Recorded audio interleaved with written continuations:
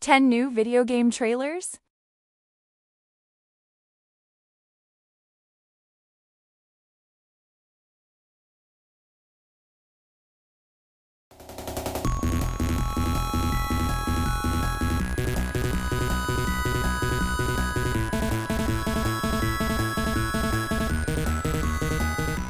Ready, go! Your heart's pumping, your lips are screaming, it's showtime! Woo! Not bad!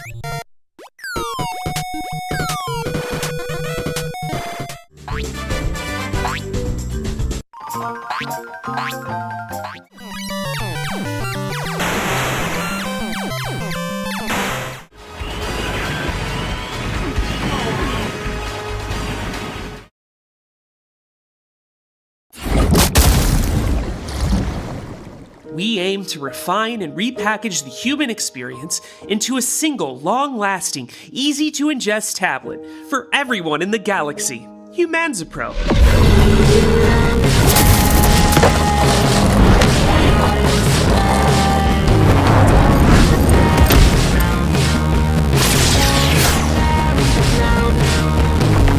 There's no easy way to say this, kid, but I think your sister Lizzie's in serious trouble.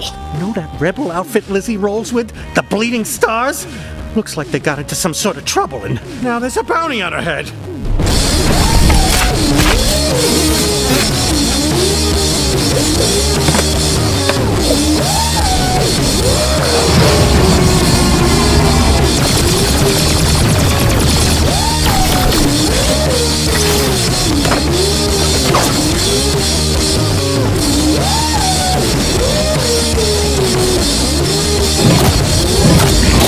You got this, Lizzie? Yeah, Gene, I'm on it. Stay with me. Listen up. We are all criminals now. Welcome to the revolution. The revolution.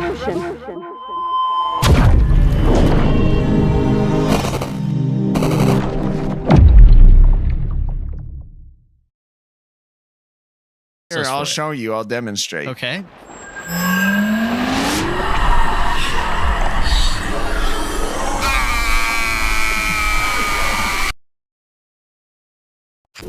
Let me tell you the story of Rayman!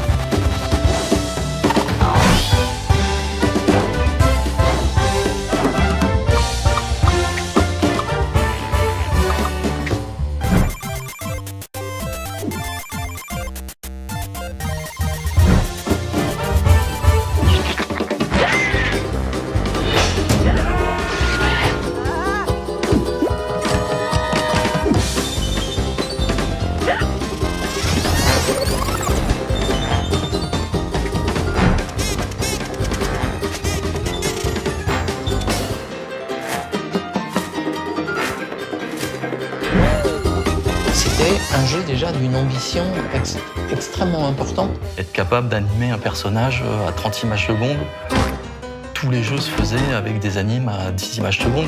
C'était un des meilleurs jeux de la machine au lancement.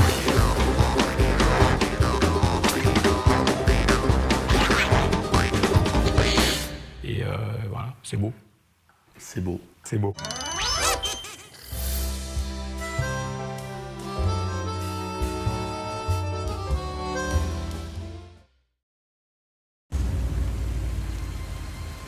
My friend, have I ever told you about my past?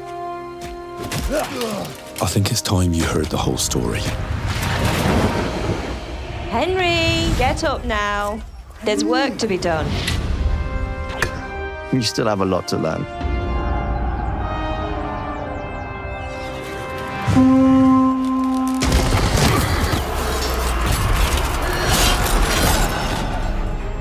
I fucking don't want to did this to you. I remember his face. All of it. Fled from the enemy, disobeyed your orders. But you need training, arms, a horse. Take me into your service and give me the chance to learn these things.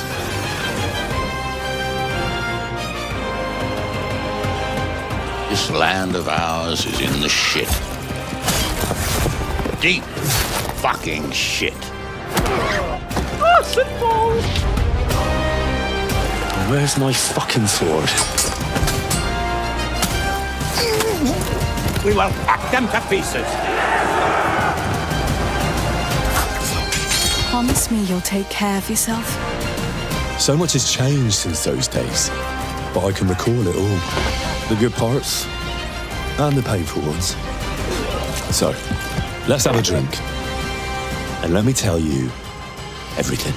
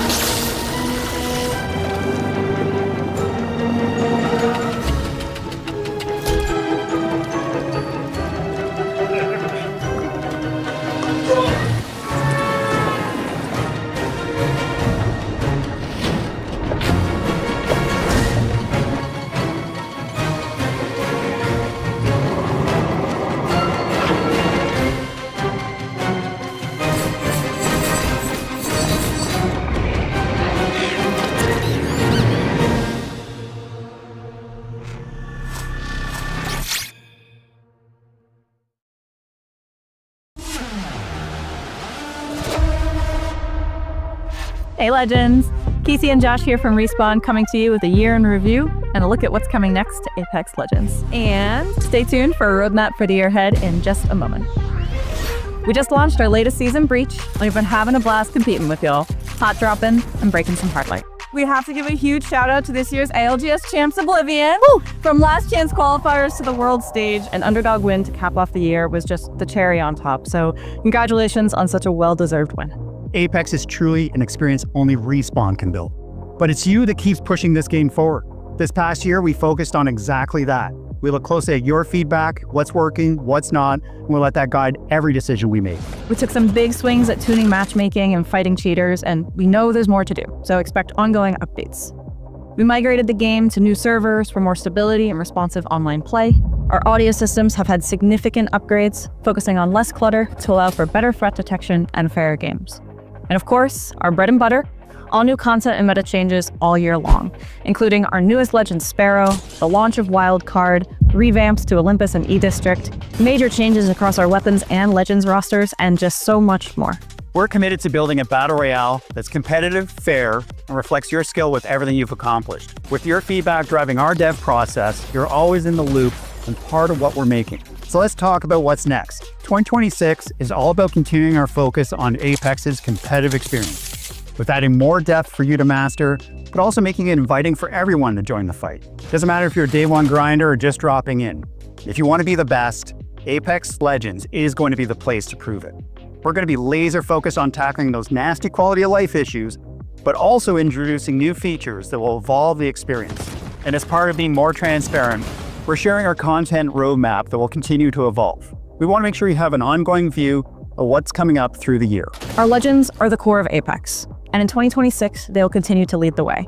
We've got 2 new legends joining the games this year, one just around the corner in Season 29, and one in Season 32. Both are designed to shake up how you build your squad and find new ways to take on fights together. We will also continue to evolve our existing roster, reworking their kits and really honing the roles that you can play. Really want to make sure we're driving that game's meta. Another key area of focus is with the looting experience, reinvigorating how to make that power progression more streamlined and really impactful for you as you're going around and looking for that loot. And then squad play is also something we really want to dig into. We want to figure out really how to make sure we drive more depth and agency into your players' choices. And then lastly, and most importantly, our maps.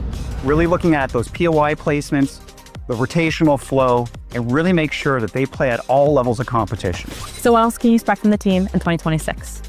Be on the lookout for brand new content all year long, from new wildcard limited time events like to some new ways to wield your favorite weapons, and a map update that is sure to shake up the arena, but also bring a little bit of nostalgia to our seasoned players. We're aiming for best-in-class online integrity, so game reliability efforts will continue into the new year. Expect more updates to server stability, matchmaking, audio, and cracking down on cheaters. Rapid responses from the dev team will be rolling out as we continue to pay close attention to your moment-to-moment experiences, feedback, and data. And of course, we're going to be with you every step of the way. We'll have a lot more to share with you throughout the year. Talking about what's next for Apex today is bittersweet for us. We've been thinking a lot about Vince Zampella, our founder, leader, and a true friend to so many of us, and everything we do. Losing Vince has been incredibly hard, but it's also something that's brought us closer together, with more determination to continue carrying forward the values he set for Respawn. Break the mold with our games, take care of our people, empower creativity with trust, and put you, our players, first. Everything we do at Respawn, this year and beyond, is for Vince and for all of you. So here's our invite. Build Apex with us. Help push Apex to the edge of what's possible. See you on the dropship.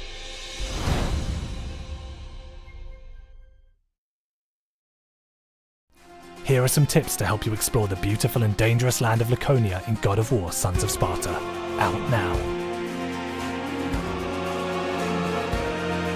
As you move through the regions of Laconia, you'll discover a wide range of optional quests and activities. If you ever get lost, look for the main quest marker on your map to quickly reorient yourself to the primary objective. You will also be able to drop custom markers with your choice of symbol and colour to help you track points of interest that you may want to return to later. Each region has a vermilion globe. Offer blood orbs to reveal a report on the key points of interest to make sure you don't miss anything big as you explore. Campsites are where you can save your game and upgrade Kratos, so finding these throughout each region is a top priority. Your primary form of fast travel until later in the game will be using the Crossings of Olympus. Upon reaching a temple, you'll be able to unlock its Crossing of Olympus and transport yourself directly to any other temple's crossing you've previously unlocked. The Bust of Lycurgus is one of Kratos' most important tools in Sons of Sparta. At various points in the story, you can upgrade the bust to unlock new abilities that will be crucial in helping Kratos bypass certain obstacles, such as illuminating hidden objects or removing harmful gas. Marking these obstacles on your map when you encounter them will make it a breeze to come back later once you have access to the right ability. The Gifts of Olympus provide Kratos with a vast array of powerful attacks, some of which are crucial in solving environmental puzzles. Keep an eye out for elements in your environment that can only be reached or interacted with by using a specific ability. Not everything in Laconia is as it seems. Some walls are illusions or can be smashed, revealing new passageways or hidden rewards. Don't hesitate to whack your spear against a wall or two. You might find a surprise you weren't expecting. In addition to the main story, Sons of Sparta has a ton of optional quests, lore, and activities to find. Make sure you interact with the world and characters around you, to discover what else is just beneath the surface, waiting to be found. Now you're ready to embark on an epic journey, exploring the beautiful land of Laconia in God of War: Sons of Sparta. Out now.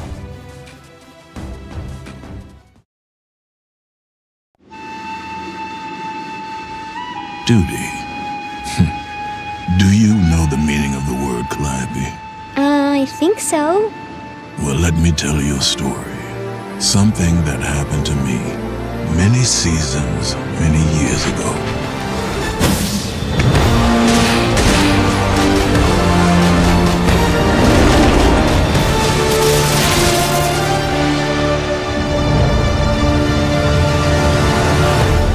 Cyclops battered us, but our shields held firm. Spartans! When we were deciding when and where to have this story take place, it was important to us to pick a very pivotal time in Kratos' life, one that we haven't seen before.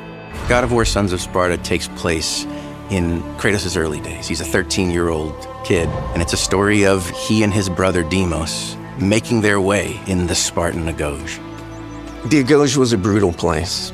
It was a state-sponsored school that taught physical education as well as mental fortitude. They were deprived of food, the conditions were harsh, they were always training, and it wasn't just about psychological conditioning, it was also about ideological indoctrination. Before there was this angry, vengeful Kratos, there was a young boy. And this is what we're focusing on in this game. This young version of Kratos is very different than the Kratos that I think a lot of players know, but what was important to us was that you can see within him the future Kratoses, both the Spartan Kratos and the Norse era of Kratos. Longtime God of War fans, the biggest thing that people are going to just be blown away by is the return of T.C. Carson to the character of Kratos. I have lived as a warrior. I have died as a god, having suffered the ultimate sacrifice. Daddy? I really had no idea. I mean, I knew people really enjoyed the game, but I didn't understand what the character meant to people. It's still a lot for me, to be honest. I have people young and old coming up to me telling me what the game meant to them, how the rage that he felt, they felt, and they were able to channel that into the game. So it's a very humbling experience, all of it. Megacat really embraced the idea of going to this era of God of War that players can learn a little bit more about Kratos before everything bad happened in his life. It was interesting to be introduced to a character at a very pivotal, dramatic moment in his life. So it's an opportunity I have as an actor to go back and actually create who he was before the tragedy.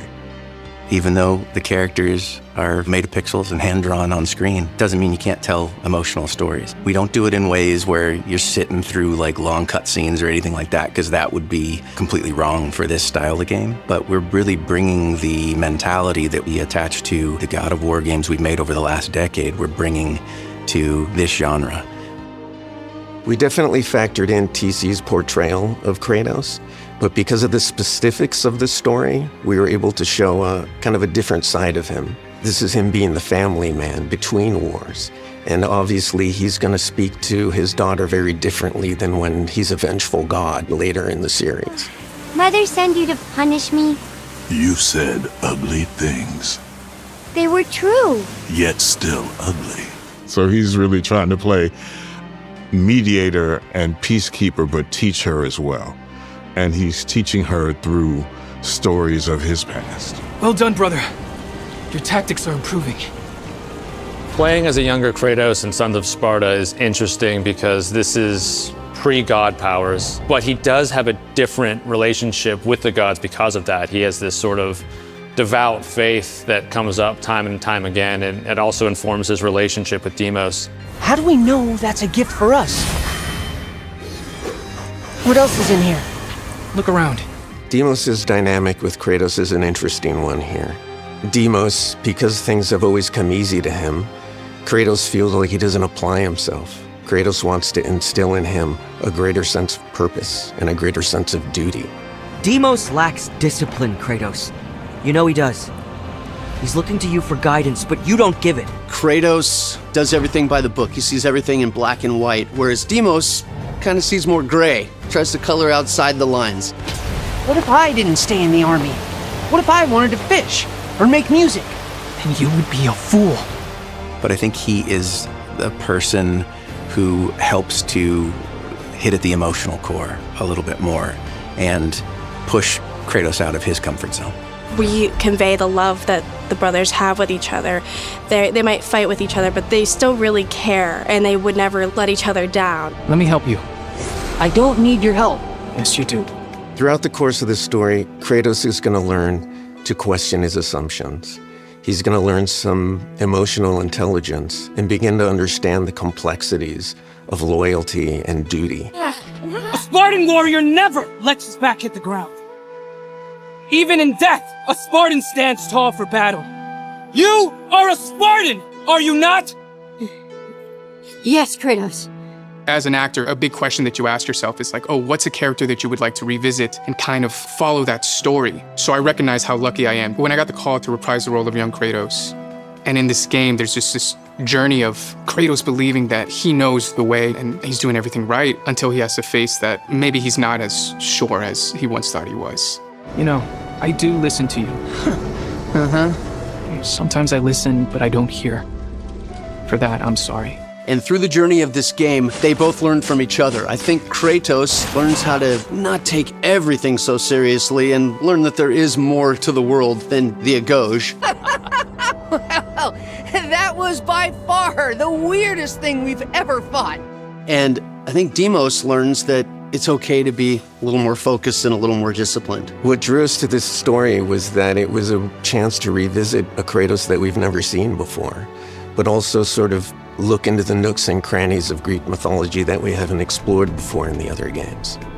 We also get to really surprise people, I think. They're going to be creatures that they've fought before, but they're going to get to fight them in a totally different way, a totally different genre, totally different style of game. One of the interesting things about video games is that we get one more character in the narrative than anyone else does, and that's the player.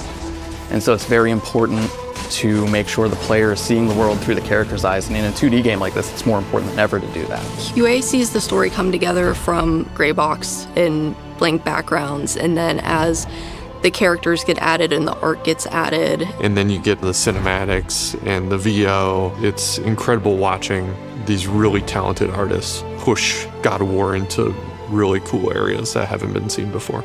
You want your gameplay to feel native to the world, but you want the world to also feel native to your gameplay and your storytelling especially. And I think we really hit that gap nicely with Sons of Sparta. You see Kratos exploring the world of Laconia in a way that players haven't been able to see before, and you don't see him as the revenge clashing against the gods fueled man. You see him embracing the gifts of the Olympian gods that really guides him to becoming stronger, to becoming Kratos. Barracks, now. No shortcuts. What I'm hoping for when it comes to God of War Sons of Sparta is that fans of the genre are going to get to play this title and really get affected by a deeply emotional story. It's interesting to know what we know about this story. And with God of War Sons of Sparta, you get to see kind of glimpses of how Kratos gets to where he eventually gets to. Anger just doesn't happen. Things happen to make those things happen. Kratos was not like that before this tragedy happened to him. And in order to understand the anger, you have to understand the love. And I think you'll get that from his stories and his interactions with Calliope.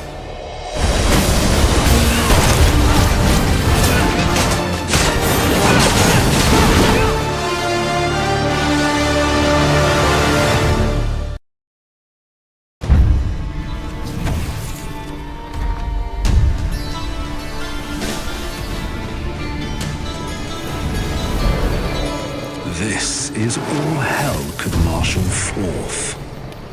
Let us begin.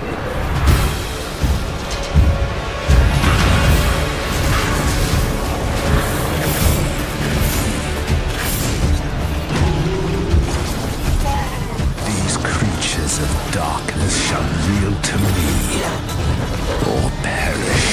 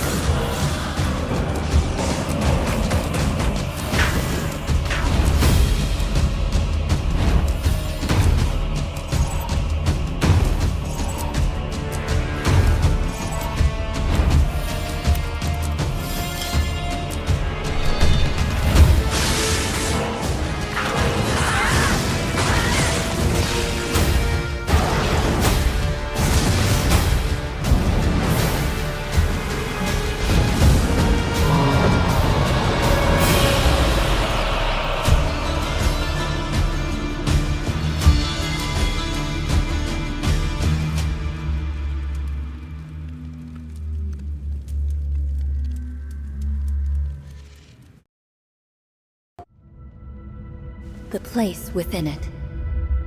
I've dreamed of it before. You have dreamed of it too. I need you to finish this painting. Before my bed, a pool of light. Can it be frost, so sheer and white? I raise my head to watch the moon. Then lower it, missing my hometown.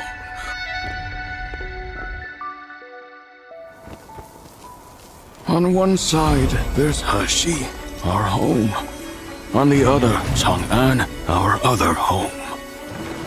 The soil is cursed. Dig a well, and we are doomed!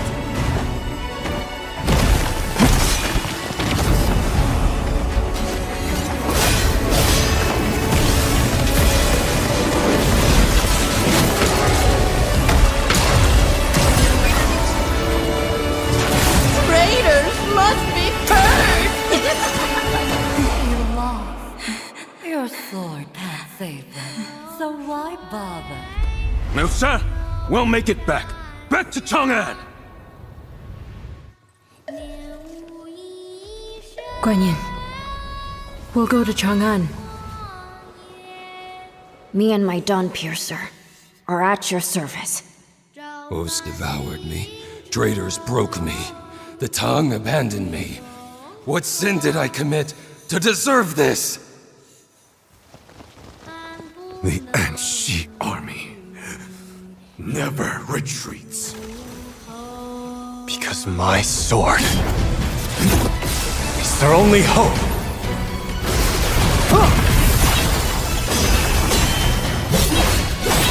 I vow to serve the nation, even if I never return.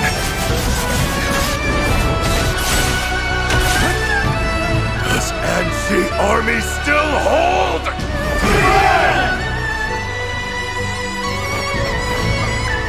Chang'an has 100 moons. Enough for everyone.